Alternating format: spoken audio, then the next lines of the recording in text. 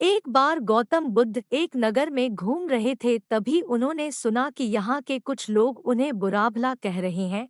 ऐसा इसलिए हुआ क्योंकि उस नगर में रहने वाले कुछ बुद्ध विरोधियों ने आम नागरिकों के मन में यह बात बिठा दी थी कि गौतम बुद्ध एक ढोंगी व्यक्ति हैं और यह उनके धर्म को भ्रष्ट कर रहे हैं। गौतम बुद्ध ने जब नगरवासियों के इन उलाहनों को सुना तो वह एक कोने में शांति के साथ खड़े हो गए और उनकी बुरी बातों को आराम से सुनते रहे।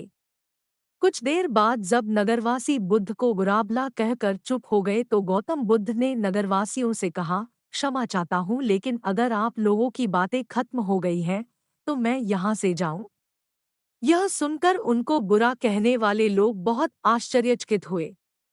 तभी वहां मौजूद लोगों में से एक व्यक्ति बोला, हम लोग आपको बुरा बोल रहे हैं, क्या आप पर इन बातों का कोई असर नहीं हो रहा?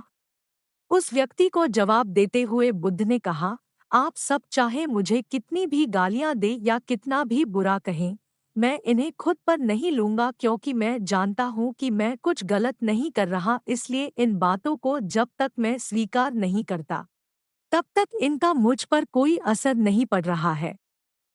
गौतम बुद्ध ने कहा, जब मैं इन गालियों और बुराइयों को अपने ऊपर लूंगा ही नहीं तो ये निश्चित तौर पर आपके पास ही रह जाएंगी और मुझ पर असर नहीं करेंगी।